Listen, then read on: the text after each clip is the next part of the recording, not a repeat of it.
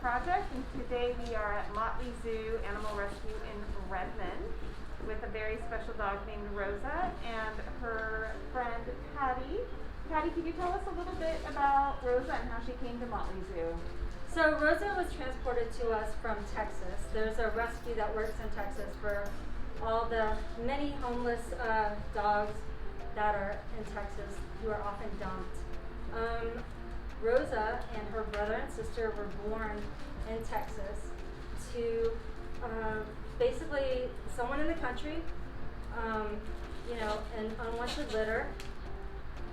So we actually took in Rosa, her sister Amy, and her brother Jake. And they're lab mixes who have basically been running wild on a country property in Texas. And with COVID, lack of socialization, no one's going to the farm or the ranch, and so they have very limited knowledge of people in general. So she's very, very comfortable with other dogs because that's who she spent most of her time with in Texas, where a lot of dogs and just a couple of people, just these two people. So she was very comfortable with them.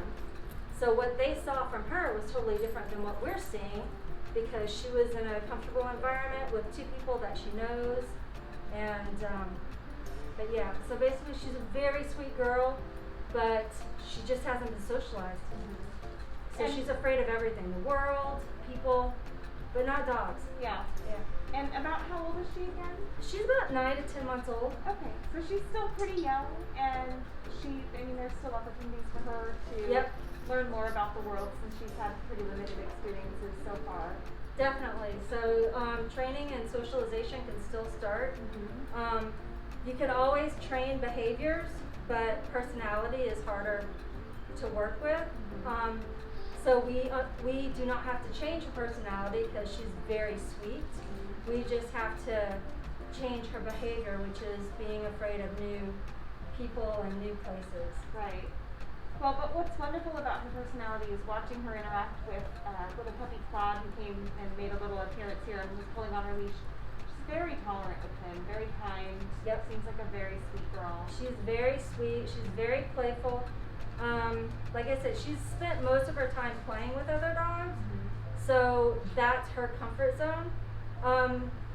So a puppy like Claude, who is just full of puppy energy, she can keep up with. She makes a great babysitter for them, right? So yeah, she loves puppies, and she loves just playing with other dogs her size. She's a really good girl. She's a little bit stronger than she thinks she is, so she doesn't realize how big she is. So obviously with Claude, we have to monitor that. But yeah, so she doesn't really have a mean bone in her body. Yeah. Now you've had some time to get to know her. How would you describe her ideal living situation?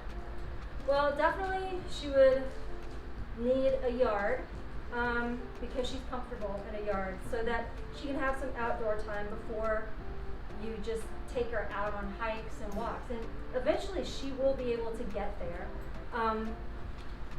to go out for, outdoor adventures and everything like that. But until then, she does need an area for her to play in that she's comfortable, which is why a fenced yard would be perfect, along with another dog. So another dog is mandatory for her so that she can have some comfort,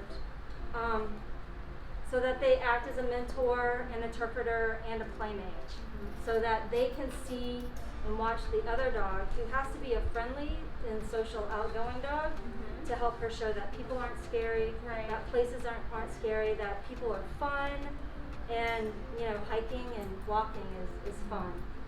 So she's basically looking for a mentor. A mentor. Help show her a mentor the ropes. playmate. Yeah, a mentor playmate, pretty much. So that's what she needs. Because you'll see that she may not look at Claude to see how he's gauging a situation, But when she's walking with the other dog, she'll see, if she gets startled, her first reaction is to bolt, you know, or to cringe or whatever, and then she looks at another dog to see what their reaction is, and then she puts a lot of stock in their reaction more Right. so than my telling her it's okay, Right. you know. Now, other than being fearful, does she have any behavioral or health issues that might be making it harder for her to get adopted? No, I mean, she's healthy. She's spayed, up to date on her vaccinations. She just really needs that other dog in a home situation. We don't always require other dogs. We don't always require fenced yards. But in this case, for her in particular, those are the things that she needs. And a patient person who will, you know, help push her within her comfort level Right. and not like overwhelm her and everything like that. So it will take time, but she will be a perfect little hiking buddy. Yeah. Well, and when we first started filming, she was pretty nervous, and she's definitely relaxed, and it's amazing to think about the difference that it would make for her over a longer span of time with somebody that just has some patience and understands. Yep. She's a little bit sensitive, and she just needs you to take it slow and understand her. Yep, definitely. So you said she likes to have a playmate. What are some of her other favorite things to do? She loves toys. She loves to dig. She loves, so, you know, get a dig pin. But she loves to be chased and to chase in the yard. And squeaky toys are one of her favorite things. She loves food. So she will initially be fearful of food. I mean, she's not entirely food motivated, but when she's comfortable, she really does appreciate those snacks. So she is pretty good. Once she's comfortable, she is really easy to train because of that food motivation. That's great. So she's looking for a home that has probably a fenced yard and another dog. Yes. What about small kids or cats? Would she be okay with either of those? I would say no to cats. She hasn't really been exposed to cats, and the cats that she did see, she did bark at them, and was a little too fixated. So I think it's enough for her to overcome being uncomfortable with a person and then trying to deal with the cat at the same time. Because she's uncomfortable with people, then small children would not work as well, because Right. she'll spend more time running and hiding from them. But yeah, maybe teenagers, you know, and adults. Now, what's your favorite thing about her? She gives the sweetest kisses. Once she totally trusts you, she loves to, she's so sweet and affectionate. And she loves to be with you. She'll ask to be pet, but she's just so sweet about it. She's not demanding, but she'll, you know, kind of press against you, or she'll look at your hand and go against your hand, and then she gives like sweet little kisses instead of, you know, the little make-out session that's full of drool. So yeah, she's a sweetie. Now, if you could picture her in her adopted home, how do you think she would describe her perfect day? Her perfect day would start out with steak. and